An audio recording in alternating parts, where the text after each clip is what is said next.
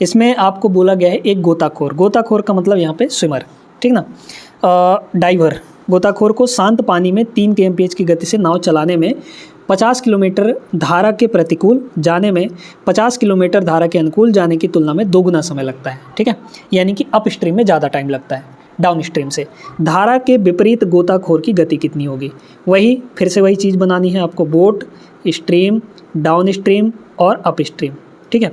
50 kilometre धारा के प्रतिकूल भी यानी कि अप स्ट्रीम में, और 50 किलोमीटर धारा के विपरीत भी अनुकूल भी यानी कि डाउन स्ट्रीम में, दोनों डिस्टेंस बराबर हैं। तो जब डिस्टेंस बराबर हैं तो चीज़ें आसान हो जाएंगी।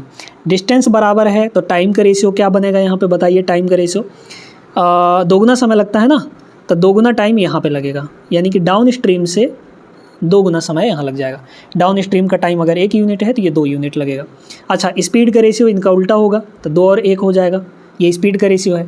देखिए 2 + 1 3, 3 का आधा यहाँ पे होगा 1.5, 2 - 1 1 का आधा यहाँ पर हो जाएगा 0.5। पिछले सवाल जैसा ही डाटा दिया गया है कुछ इसमें भी, है ना। अब देखिए इसमें बोला धारा के विपरीत गति, यानी कि अप स्ट्रीम में गति हमें निकालनी है ना। तो एक बात बताइए, शांत जल में नाव की चाल कितनी है? 3 kmph, यानी कि ये वैल्यू आपको 3 दी गई है। कितना गुना हो रहा है? 2 गुना हो रहा है। अरे भाई 1.5 का डबल ही तो 3 होता है, तो 1.5 की वैल्यू अगर 3 है तो 1 की वैल्यू कितनी होगी? 2 हो जाएगी, है कि नहीं। चलिए 2 गुना हो रहा है, तो डाउन स्ट्रीम चाहिए ना, सॉरी अप स्ट्रीम चाहिए, तो ये भी 2 गुना हो जाएगा। ये भी आपका कितना होगा? 2 गुना, यानी कि 2 × 1 = 2, 2 kmph आएगा। क्लियर है? Option number D correct answer हो गया, है ना। इस तरीके से, इस अप्रोच से अगर आप सवालों को लगाते हैं तो जल्दी बनेगा। अच्छा, डाउन स्ट्रीम अगर निकालना हो, धारा के अनुकूल निकालना हो, तो इसमें भी 2 से मल्टीप्लाई करेंगे, क्योंकि ये सब रेशियो में है तो सब में 2 से मल्टीप्लाई होगा। अगर एक ठो 2 गुना हो रहा है तो सभी 2 गुने हो जाएंगे, है ना। तो ये 2 गुना होकर 4 बनेगा, ये 2 गुना होकर 1 बन जाएगा। तो स्ट्रीम यानी धारा की गति अगर पूछता तो 1 हो जाता, डाउन स्ट्रीम पूछता तो 4 होता, अप स्ट्रीम पूछा गया है तो 2 होगा। क्लियर है दोस्तों? रेलवे युग बैच में आप लोग रेलवे के सभी एग्जाम्स के लिए कंप्लीट मैथ्स पढ़ सकते हैं सिर्फ 99 रुपीज़ में। 99 रुपीज़ में आपको पूरा कोर्स मिलेगा। इसमें अरिथमेटिक भी पढ़ाएंगे, एडवांस भी पढ़ाएंगे। आप अगर ज्वाइन करना चाहते हैं इस बैच को तो हमारे दिए गए व्हाट्सअप नंबर पर कांटेक्ट करिए। बैच के बारे में पूरी जानकारी आपको व्हाट्सअप पर प्रोवाइड कर दी जाएगी। कैसे आपको ज्वाइन करना है, कैसे कहाँ क्या पेमेंट करना है, पूरा प्रोसीजर बता दिया जाएगा। और 15 अगस्त 2026 से एक नया बैच स्टार्ट हो रहा है, अल्टीमेट रिवीजन बैच। इस बैच में हम आपको आदित्य रंजन सर के रेलवे गणित बुक जो 3rd एडिशन आई है उसका कंप्लीट सॉल्यूशन इस बैच के अंदर करवाएंगे। अगर आप ज्वाइन करना चाहते हैं तो हमारे दिए गए व्हाट्सएप नंबर पर कांटेक्ट करिए। बैच की पूरी डिटेल मिल जाएगी और सारा प्रोसीजर आपको बता दिया जाएगा। चलिए दोस्तों, इस सवाल को देखते हैं। थोड़ा सा ये डिफरेंट सवाल है, थोड़ा सा, बस थोड़ा सा, है ना, ज़्यादा नहीं है दिक्कत इसमें भी। इसमें बोला गया कि मान्यता जो है वो धारा की दिशा में किसी निश्चित दूरी को 2 घंटे में तय कर सकती है, यानी डाउन स्ट्रीम में 2 घंटे लगते हैं, जबकि उसे धारा की विपरीत दिशा में समान दूरी, निश्चित दूरी, है ना, डिस्टेंस कांस्टेंट हो गया, निश्चित दूरी को तय करने में 30 मिनट अधिक लगते हैं। यानी कि अगर यहाँ 2 घंटे लग रहा है तो यहाँ 30 मिनट अधिक, यानी आधे घंटे अधिक लगेगा, यानी कि 2.5 घंटे लगेगा, 2.5 आवर्स लगेंगे, है ना। फिर इसके बाद बोला गया शांत जल में उसे यह द्विमार्गी यात्रा तय करने में कितना समय लगेगा। क्लियर? चलिए देखते हैं यहाँ पे। तो अपने पास बोट है ना, स्ट्रीम है, डाउन स्ट्रीम है, अप स्ट्रीम में है, तो टाइम बताइए कितना होगा, टाइम का रेशियो कितना हो जाएगा यहाँ पे। टाइम का रेशियो बोला गया कि धारा की दिशा में यानी डाउन स्ट्रीम में 2 घंटे लगते हैं, तो यहाँ 2.5 आवर्स लगेंगे, 30 मिनट अधिक लगेगा, है ना। 30 मिनट को घंटे में बदलेंगे तो आधा घंटा आएगा, 2 घंटे में आधा घंटा जोड़ लेंगे तो 2.5 घंटे हो जाएंगे, यानी कि 2.5 आवर्स हो जाएगा। ये कितना हो जाएगा? 2.5 आवर्स हो जाएगा। अच्छा, इसको थोड़ा सा हम सिंप्लीफाई करें क्या? सिंप्लीफाई कर लेते हैं, है ना, या फिर पहले स्पीड लिख लीजिए फिर सिंप्लीफाई करिए। स्पीड लिखेंगे तो 2.5 इधर आ जाएगा और 2 आपका उधर चला जाएगा, क्योंकि निश्चित दूरी है ना। अच्छा, 2.5 को हम क्या लिख सकते हैं? 5/2 लिख सकते हैं, और बटे का 2 उधर चला जाएगा, तो ये बन जाएगा आपका 5 और ये बन जाएगा आपका 4, 5:4 आएगा। अरे नहीं समझ में आया क्या? देखिए 2.5 को लिखेंगे 5/2 और इधर 2 है तो ये 2 उधर जाके मल्टीप्लाई हो जाएगा, तो 2 दूना 4, इधर से 5 बचा, है कि नहीं। तो अपने पास आ गया 5:4, ये स्पीड का रेशियो है। अच्छा, इन दोनों को जोड़ के आधा करिए तो 5 + 4 9, 9 का आधा 4.5 यहाँ होगा। और 5 - 4 1 आएगा, 1 का आधा 0.5 हो जाएगा यहाँ पे, है ना। अब क्या बोला गया, शांत जल में उसे यह द्विमार्गी यात्रा तय करने में कितना टाइम लगेगा। अच्छा, हमें यहाँ पर टाइम निकालनी है, ठीक है भैया। तो टाइम निकाल लीजिए। टाइम यहाँ पर क्या होगा, टाइम होता है डिस्टेंस अपॉन स्पीड। हमें यहाँ पे शांत जल में देखना है, तो शांत जल में तो स्पीड पता है लेकिन हमें डिस्टेंस नहीं पता है, तो डिस्टेंस कैसे निकालेंगे। अब डिस्टेंस आप सभी जानते हैं कि स्पीड इनटू टाइम होता है। तो आप यहाँ पर देखिए कि ये टाइम था, ये स्पीड था, तो इन दोनों की मल्टीप्लाई करेंगे तो 2.5 × 4 ये कितना आएगा, डिस्टेंस यहाँ पे 10 आ जाएगा। या फिर आप यहाँ से भी निकाल सकते हैं, 2 × 5 करेंगे तो भी 10 के बराबर आएगा। तो हमारा डिस्टेंस जो है वो 10 आ गया। डिस्टेंस कितना आ गया, 10 आ गया। तो 10 जाने का और 10 आने का, 10 जाने का 10 आने का 20 हो गया टोटल, है ना। या फिर आप सिर्फ ऐसे समझिए, देखिए अब चूंकि शांत जल है तो शांत जल में सिर्फ बोट की चाल काम करेगी, है ना, यानी कि 4.5।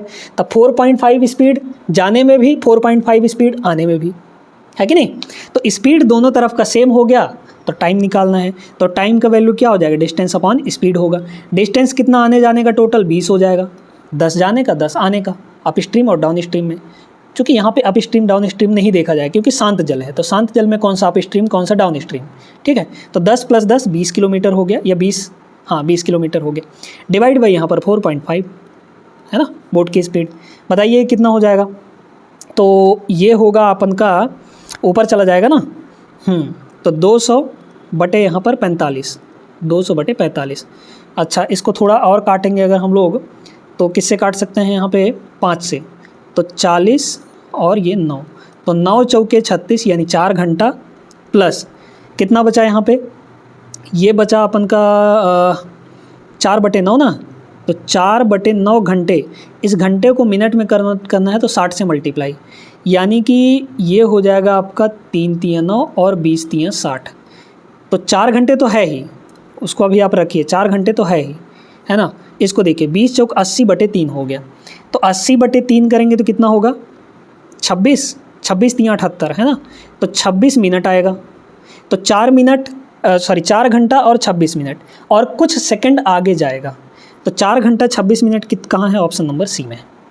अरे साहब, यहाँ पर ये देखिए कि 80/3 है, 20 चौका 80, 80/3, 80/3 को अगर हम काटेंगे तो 26 × 3 = 78 होता है ना, 26 × 3 = 78। इसमें से बचा कितना आपका 78, तो 2 बचा, 2/3 आ जाएगा, ठीक है।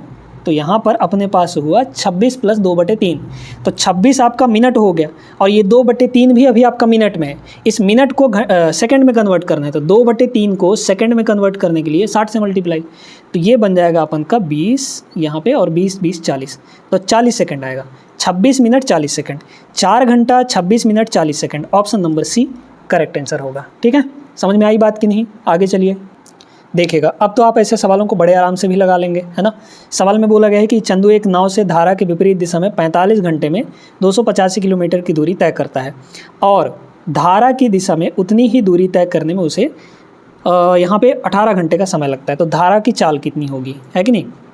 Boat, stream, down stream, up stream. देखिए धारा के विपरीत यानी कि अप स्ट्रीम में 285 इस टाइप का सवाल लगवा चुके हैं, डिवाइड बाई 45 हो जाएगा। डिस्टेंस अपॉन टाइम ही तो स्पीड होता है। डिस्टेंस 285 किलोमीटर डिवाइड बाई 45 हो जाएगा। अच्छा 45 से ये कटेगा क्या, 45 से ये कटेगा क्या, नहीं कट पाएगा, है ना, नहीं कट पाएगा, तो पॉइंट में ही लेना पड़ेगा। लेकिन थोड़ा सा इसको 5 से काट लीजिए, 15 से काट लीजिए, 15 से काट लेते हैं हम लोग, है ना। तो 15 से नीचे वाले को काटेंगे तो 3 हो जाएगा, 15 से काटेंगे तो 15 × 1 = 15, और बचा कितना यहाँ पे 13, तो 15 नहीं हुआ 135, 19/3 आ गया। इसके बाद डाउन स्ट्रीम में उतनी ही दूरी तय करने में 18 घंटे लगते हैं, तो दूरी तो वही है यानी कि 285 डिवाइड बाई यहाँ पर 18 हो जाएगा, तो ये हो गया अपना 18। अच्छा इसको काटें क्या, किससे कट जाएगा, ये अपन का कट जाएगा यहाँ पे 3 से, 9 से तो कटेगा नहीं, 3 से कटेगा, तो 3 से ऊपर वाले को काटिए। 3 से काटेंगे तो 3 × 9 = 27, 1 बचा, 3 बचे 15, और नीचे आ जाएगा 3 से काटेंगे तो 6। अच्छा इसका 95/6 है, तो इसको भी आप नीचे 6 बना लीजिए। 6 बनाने के लिए 2 से मल्टीप्लाई यहाँ भी, 2 से मल्टीप्लाई यहाँ भी, तो कितना आ जाएगा, ये आ जाएगा 38/6, ताकि हमें जोड़ने घटाने में आसानी हो। अब पूछा क्या गया था, धारा की चाल ज्ञात करनी है, तो ये वाला निकालना है। ये वाला मतलब इन दोनों को जोड़कर आधा कर लेंगे हम लोग, है ना। बेस चूँकि सेम है तो 6 और 6 के एलसीएम 6 ही आएगा। 95 और 38 को जोड़ लीजिए, 95 और 38 यानी 8 5 13 का 3 हासिल 1 9 3 12 1 13, ये हो जाएगा। और इसके डिवाइड बाई 2 करना पड़ेगा, तो डिवाइड बाई 2 यहाँ पे आ जाएगा। अब इसको थोड़ा काट लीजिए, तो 133/12, 133 बटे यहाँ पर 12, तो 12 1 कम 12, फिर 12 1 कम 12, 11 पॉइंट समथिंग आ जाएगा, है ना। कुछ गड़बड़ हो रहा है क्या? 9 3 12 1 13 8 5 13, 133 बटे यहाँ पर 12, सही तो हो रहा है भाई। धारा की चाल हमें निकालनी थी ना, तो 11 पॉइंट समथिंग ही आएगा। अच्छा ठीक ठीक ठीक, यहाँ पे हमें ये नहीं निकालना है भाई, हमें धारा की चाल निकालनी है, मतलब ये वाला निकालना है, मतलब घटा के आधा करना है, ठीक है। घटा के आधा करना था, इसीलिए अलग आ रहा है ना। हमें इसकी स्पीड निकालनी है, तो घटा के आधा कर लीजिए। घटाएंगे तो वही चीज़ है, 6 आएगा, दोनों का एलसीएम घटाएंगे तो 95 में से 38 घटा लीजिए, 15 में से 8 गया 7 आ जाएगा, और 8 में से 3 गया 5, 57 आ जाएगा। और इसको डिवाइड बाई 2 भी करना पड़ेगा यहाँ पे, क्योंकि घटा के आधा करते हैं हम लोग, है ना। तो 57/12 आएगा, 57/12, या फिर 3 से काटेंगे अगर तो 19, और 12 को 3 से काटेंगे तो 4 आ जाएगा, 19/4 आएगा। तो 4 चौके 16, 4 पॉइंट समथिंग आएगा। Option number A correct answer यहाँ पर होगा। क्लियर है सभी को? उम्मीद करते हैं अच्छे तरीके से समझ में आ गया होगा। आगे बढ़ते हैं अगले क्वेश्चन पर। क्वेश्चन नंबर 16 यहाँ पर देखिएगा, उसी टाइप का प्रश्न है, आराम से ये भी बन जाएगा। इसमें बोला गया है कि अजय स्थिर जल में 4.5 kmph की चाल से नाव चला सकता है, यानी बोट की जो स्पीड है इंडिविजुअली वो 4.5 किलोमीटर पर आवर है। उसके बाद बोला उसे धारा के प्रतिकूल यानी कि अप स्ट्रीम में समान दूरी तय करने में धारा के अनुकूल समान दूरी तय करने की तुलना में 2 गुना समय लगता है, धारा की चाल कितनी होगी? ये टाइप तो हम आपको बता ही चुके हैं। क्या करना होता है, सीधे सीधे यहाँ पर लिखिए बोट स्ट्रीम, उसके बाद डाउन स्ट्रीम, और उसके बाद यहाँ पर अप स्ट्रीम। देखिए इसमें कह रहा है कि आपको टाइम ज़्यादा लग रहा है। टाइम कहाँ ज़्यादा लग रहा है? अप स्ट्रीम में ज़्यादा टाइम लग रहा है ना। तो अप स्ट्रीम में यहाँ पर 2 यूनिट टाइम लग रहा है, क्योंकि डबल लग रहा है, तो यहाँ 1 लगेगा, है ना। या फिर आप ऐसा कह सकते हैं कि यहाँ अगर 1 लग रहा है डाउन स्ट्रीम में धारा के अनुकूल में, तो अप स्ट्रीम में यहाँ पर 2 यूनिट टाइम लगेगा, यानी 2 गुना लगेगा। तो टाइम तो ये रहा, लेकिन समान दूरियाँ चल रहा है डाउन स्ट्रीम में भी और अप स्ट्रीम में। अगर डिस्टेंस कांस्टेंट है तो टाइम का उल्टा होगा स्पीड का रेशियो। तो स्पीड कितना बन जाएगा यहाँ पर? 2:1 बन जाएगा। तो ये हो गया स्पीड का रेशियो। मेन हमें यहाँ पर स्पीड चाहिए होता है, तो स्पीड का रेशियो मिल गया। अब स्पीड का रेशियो मिल गया है इनका, तब बोट भी निकाल लीजिए, स्ट्रीम भी निकाल लीजिए, है ना। तो 2 + 1 इन दोनों को जोड़ कर आधा करेंगे, तो 2 और 1 3, 3 का आधा कितना हो जाएगा यहाँ पर? 1.5 हो जाएगा, ये हो जाएगा 1.5। फिर इसके बाद इन दोनों को घटा कर आधा, तो 2 में से 1 घटाएंगे, 1 आएगा, 1 का आधा 0.5 हो जाएगा, या 1/2 भी लिख सकते हैं, कोई दिक्कत नहीं है। अब इसमें देखिए आपको ये दिया था बोट की स्पीड 4.5, यानी इस 1.5 की वैल्यू कितना है? 4.5। कितना गुना हो रहा है? 3 गुना हो रहा है ना, 3 गुना हो रहा है ना। 15 का 3 गुना 45 हो जाएगा। निकालना क्या है? धारा की चाल, यानी 0.5 की वैल्यू। ये बताइए, ये भी 3 गुना हो जाएगा, है ना। जब ये 3 गुना हो रहा है तो ये भी 3 गुना होगा, तो 5 × 3 = 15, मतलब 1.5 आ जाएगा। 1.5 kmph, यानी कि option number C is the correct answer. Next यहाँ पर देखिएगा, स्थिर जल में नाव की चाल और धारा की चाल का अनुपात दिया गया है। नाव 45 मिनट में धारा की विपरीत दिशा में इतने kmph की दूरी तय करती है, धारा की दिशा में इतने kmph की दूरी तय करने में नाव को कितना समय लगेगा? बढ़िया सवाल है, उसी टाइप से आपका ये भी सवाल बन जाएगा। तो अपने पास 4 रेशियो हैं, बोट है, स्ट्रीम है, इसके बाद अपन का यहाँ पे डाउन स्ट्रीम है और अप स्ट्रीम है। देखिए आपको यहाँ पर नाव की चाल और धारा की चाल, यानी बोट और स्ट्रीम दिया गया है। बोट 16 यूनिट है और स्ट्रीम यहाँ पर 5 यूनिट है, ठीक है। तो 16 और 5 दे दिया, इन दोनों को जोड़ेंगे तो डाउन स्ट्रीम मिलेगा। तो 16 और 5 कितना हो गया? 21, और इन दोनों को घटाएंगे तो ये मिल जाएगा, यानी कि 16 में से 5 घटाएंगे तो यहाँ पर 11 आ जाएगा, है ना। 11 ही आएगा ना, हाँ ठीक है। 16 और 5 यहाँ पर 11 हो गया। अब इसके बाद आपको ये बोला कि 45 मिनट में धारा की विपरीत दिशा में, यानी कि अप स्ट्रीम में 16.5 किलोमीटर की दूरी तय करती है। कितने मिनट में? 45 मिनट में। तो क्या आप यहाँ से अप स्ट्रीम स्पीड निकाल सकते हैं? अप स्ट्रीम स्पीड क्या होगा बताइए तो?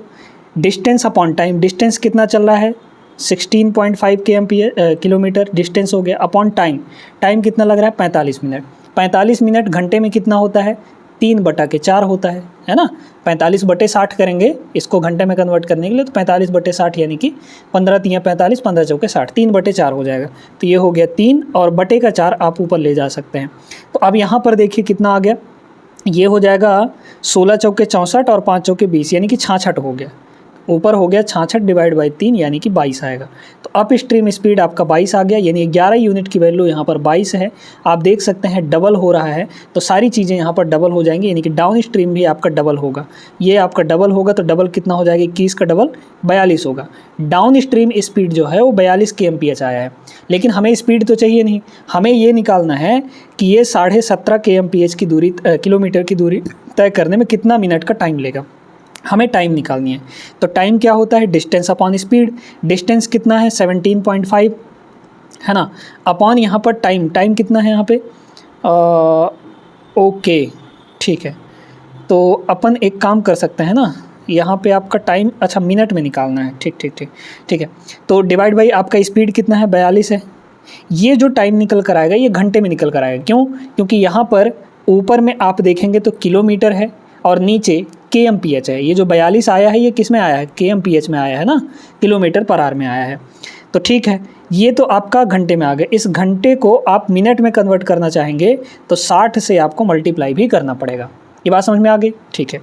अब ये तो आसानी से हो जाएगा। देखिए ये जो 1 0 60 का है, उस 1 0 से जब इस 0.5 को मल्टीप्लाई करेंगे तो ये पॉइंट हट जाएगा, और पॉइंट जब हटेगा तो ये 6 से कटेगा 7 बार में, और 7 से ऊपर वाले को काट लीजिए, है ना।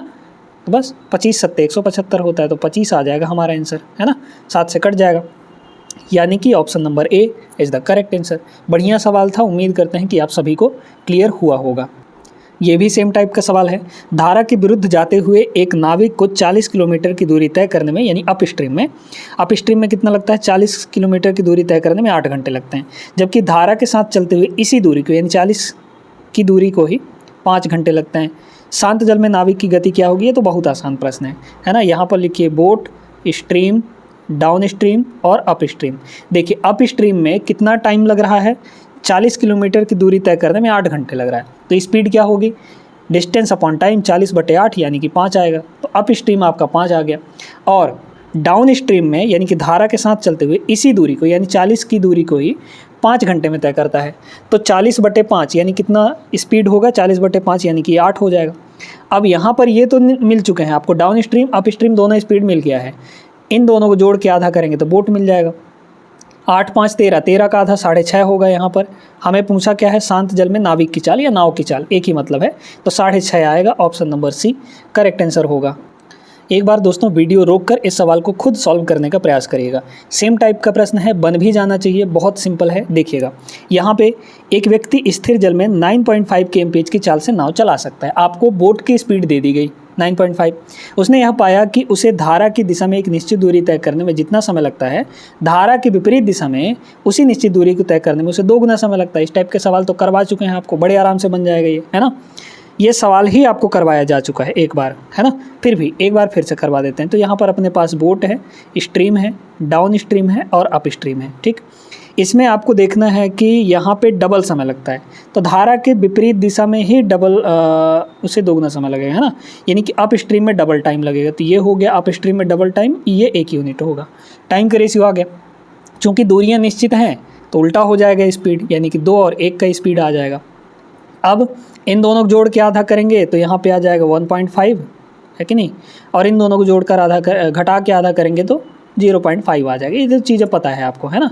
बोट की स्पीड 9.5 kmph दी गई है, हमें धारा की चाल निकालनी है। मतलब आपको यहाँ पर 1.5 की वैल्यू 9.5 दी गई है। ये 95/10 कह सकते हैं, और इसको आप 19/2 भी लिख सकते हैं। 9.5 को 19/2 भी लिख सकते हैं। लेकिन अब हमें यहाँ पर क्या करना है, देखिए धारा की चाल निकालनी है, 0.5 की वैल्यू निकालनी है। तो 0.5 करना है तो इसको 3 से डिवाइड करिए, तो इधर भी 3 से डिवाइड हो जाएगा। तो ये बन जाएगा आपका 0.5, और इधर कितना आएगा, ये सीधे सीधे 19/6 आ जाएगा, है कि नहीं। तो 19/6 हमारा आंसर होगा। और 19/6 का मतलब 6 × 3 = 18 बचा 1 डिवाइड बाई 6। तो 3 सही 1/6, ऑप्शन नंबर बी करेक्ट होगा। क्वेश्चन नंबर 21 टाइप नंबर 2 यहाँ से शुरू हो रहा है। देखिएगा सवाल क्या कह रहा है। एक नाव की चाल जो है धारा की दिशा में 41 kmph है, यानी कि आपको डाउन स्ट्रीम दिया गया है स्पीड। फिर बोला धारा की विपरीत दिशा में ये दिया गया है। एक नाव को एक स्थान तक जाने और वापस आने में कुल 13 घंटे लगते हैं, तो नाव द्वारा तय की गई कुल दूरी हमें निकालनी है। ठीक है, चलिए देखते हैं यहाँ पे। तो बड़े आराम से हम लोग यहाँ पे टोटल 13 घंटे का समय यहाँ पर लगता है ना। देखिए दोस्तों, मान लेते हैं कि वो व्यक्ति यहाँ से और यहाँ तक गया, है ना। ये आपका डाउन स्ट्रीम है, ये इधर डाउन स्ट्रीम है, तो इधर उल्टा आएगा तो अप स्ट्रीम होगा, है ना। तो जाने में उसको कितना टाइम लगा प्लस आने में उसको कितना टाइम लगा, ये दोनों टाइम जोड़ के आप 13 घंटे के बराबर कर लेंगे। अब टाइम का फार्मूला क्या होता है? डिस्टेंस अपॉन स्पीड, है ना। तो हम मान लेते हैं कि इस पॉइंट से इस पॉइंट तक जहाँ तक वो गया था वो डिस्टेंस d है। ठीक है, तो जाने का टाइम क्या होगा? Distance upon speed. स्पीड कितना है धारा की दिशा में यानी डाउन स्ट्रीम में? 41 है, तो ये हो जाएगा 41। ये जाने का टाइम हुआ, प्लस वापस आने का भी टाइम लिखेंगे हम लोग, तो वापस आने में भी तो d डिस्टेंस कवर करेगा, तो यानी कि डिस्टेंस अपॉन अब की बार स्पीड कितनी है यहाँ पर? 20.5 है, तो ये हो जाएगा 20.5, और 20.5 को हम 41/2 भी लिख सकते हैं, क्योंकि 41 का आधा है। 20.5 क्या होता है? 41 का आधा, तो डिवाइड बाई 2 41/2 लिखेंगे, तो बटे का 2 आपका ऊपर जा सकता है ना। ये टाइम हो गया। टोटल टाइम आपको 13 के बराबर दिया गया है, आप यहाँ से निकाल सकते हैं। देखिए d + 2d, क्योंकि नीचे 41 है दोनों, तो ये हो जाएगा 3d, है ना। 3d इज इक्वल टू नीचे का जो LCM 41 आएगा उधर जाके मल्टीप्लाई होगा, तो 13 इंटू यहाँ पर हो गया 41। अब देखिए d की जो वैल्यू आएगी वो कितनी आ गई, इन दोनों को मल्टीप्लाई कर लीजिए, तो 13 × 13, है ना, और 13 चौके 52, 1 53, तो ये हो गया, और डिवाइड बाई यहाँ पर 3 होगा, मतलब 533/3 किलोमीटर यहाँ पे डिस्टेंस आएगा। लेकिन नाव द्वारा तय की गई कुल दूरी हमें निकालनी है, तो ये जो डिस्टेंस d निकल कर आया है ये एक साइड का आया है, इसको मत टिक कर दीजिएगा, ये गलत होगा, है ना। हमें टोटल डिस्टेंस निकालना है, जाने का और आने का दोनों का। तो डिस्टेंस 2 बार ट्रेवल कर रहा है सेम डिस्टेंस को, है ना, गया भी और आया भी, तो इसका डबल हो जाएगा, यानी कि 533/3 का यहाँ पर डबल होगा डिस्टेंस, है ना। जल्दबाजी में ये गलतियाँ नहीं करिएगा, छोटी छोटी। प्रश्न में क्या पूछा है उसी को टिक करिएगा। तो यहाँ पे 1066 होगा और डिवाइड बाई यहाँ पर 3, मतलब डी ऑप्शन इसका करेक्ट होगा दोस्तों। सी पे मत टिक करिएगा। क्लियर है? आगे चलते हैं। अगला क्वेश्चन देखिए दोस्तों, उसी टाइप का प्रश्न है, लेकिन इसको अलग तरीके से हम लोग लगाने वाले हैं। ये वाला तरीका भी सीख लीजिए, पिछले वाले तरीके से भी आप लगा सकते हैं कि भाई इसमें धारा की दिशा में चाल यानी कि डाउन स्ट्रीम दिया है 125, अप स्ट्रीम दिया है 25 kmph, किसी स्थान तक जाने और वापस आने में कुल टाइम आपको 25 घंटे लगता है। तो आप डिस्टेंस मान लीजिए d, तो d अपॉन ये वाला speed plus d upon 25 is equal to total हो जाएगा 25 घंटे, है ना। वहाँ से सॉल्व करके d निकालेंगे, फिर टोटल दूरी निकालेंगे यानी कि 2d निकाल लेंगे, तो उससे भी आ जाएगा पिछले क्वेश्चन जैसा। लेकिन एक चीज़ यहाँ पे और आपको समझना है, जब हमने आपको टाइम एंड डिस्टेंस पढ़ाया था तो वहाँ पे आपको एक कॉन्सेप्ट बताया था भाई। जैसे इसमें क्या किया कि एक जगह से दूसरे जगह गया, एक फिक्स दूरी, फिर उसी दूरी को वापस आ रहा है, यानी कि जाने में उसकी स्पीड 105 है, आने में उसकी स्पीड कितनी है? सॉरी 105 नहीं 125 है। जाने में उसकी स्पीड कितनी है? 125, और आने में उसकी स्पीड कितने है? यहाँ पर 25 है ना। ये बात समझ में आई? अब इसमें ये बताइए कि जाते टाइम भी उतना ही डिस्टेंस कवर किया, आते टाइम भी उतना ही डिस्टेंस कवर किया, तो डिस्टेंस हो गया कांस्टेंट, लेकिन स्पीड अलग अलग है। तो डिस्टेंस कांस्टेंट, स्पीड अलग अलग, तो एवरेज स्पीड निकाल सकते हैं हम लोग यहाँ से, आने जाने का टोटल। तो एवरेज स्पीड का फॉर्मूला क्या बनेगा? अगर डिस्टेंस कांस्टेंट है तो एवरेज स्पीड का फॉर्मूला होता है, बता चुके हैं आपको, 2xy/x + y। ये होता है एवरेज स्पीड का फॉर्मूला। यानी कि हमारे पास जो एवरेज स्पीड निकल कर आएगा वो आएगा 2 इंटू जाने का स्पीड 125, जाने का स्पीड 125, है ना। अरे भाई क्या लिखा रहा है? 125, और आने का स्पीड यानी कि बाई जो है वो आपका 25 है, डिवाइड बाई दोनों का सम, यानी कि 125 + 25 150 हो जाएगा कि नहीं? ठीक है, यहाँ तक तो बात क्लियर है। अब इसके बाद सुनिए, ये जो आया है ये आपका एवरेज स्पीड है। अब अगर हम स्पीड में टाइम को मल्टीप्लाई कर दें तो क्या हमें टोटल डिस्टेंस नहीं मिल जाएगा? क्योंकि डिस्टेंस इज इक्वल टू क्या होता है? Distance is equal to speed into time होता है। ये तो बात आपको पता है ना। तो स्पीड की जगह पर एवरेज स्पीड हमने लिखा, क्योंकि आने जाने का मिलाकर लिखना है हमें, इनटू यहाँ पर टाइम कर देंगे हम लोग, और टाइम टोटल लग रहा है 25 घंटे का, तो ये हो गया 25, और यही जो निकल कर आएगा ये टोटल डिस्टेंस। इसमें अब 2D वगैरह नहीं करना है, क्योंकि हमें आने जाने का टोटल टाइम लिया है और आने जाने का एवरेज स्पीड लिया है, तो average speed into total time बराबर आपका टोटल डिस्टेंस हो जाएगा। अब बस निकाल लीजिए, इसको कैलकुलेट कर लीजिए। 25 से 6 बार में और 2 से ये 3 बार में कट जाएगा। अब इसको देखिए आप यूनिट डिजिट से भी लगा सकते हैं, ठीक है, यूनिट डिजिट से भी यहाँ पर लगाया जा सकता है, क्योंकि ऊपर यूनिट डिजिट 5 5 25 यानी 5 बनेगा और नीचे आपका 3 बनेगा। बस हमें ऊपर का यूनिट डिजिट देखना है, ठीक है। लेकिन एक बात तो है कि अब 3 जो है 5 2 7 1 8, ठीक है, 3 जो है नहीं कट पाएगा कहीं से भी, यानी कि डिनोमिनेटर में आपका 3 पक्का रहेगा। ये वाला ऑप्शन नहीं होगा, ये वाला ऑप्शन नहीं होगा। इसको देखिए, 3 1 कम 3 प्लस 1 4, ऊपर यहाँ पर 4 आ रहा है जबकि हमें 5 चाहिए, ये ऑप्शन भी नहीं होगा। बचा एक ही ऑप्शन है, ऑप्शन नंबर डी करेक्ट हो जाएगा। कैसे? 3 1 कम 3 प्लस 2 यानी कि 5 ऊपर आ गया, यूनिट डिजिट से 5 ऊपर आ रहा है, तो हमें 5 ही चाहिए था, यानी option number D is the correct answer.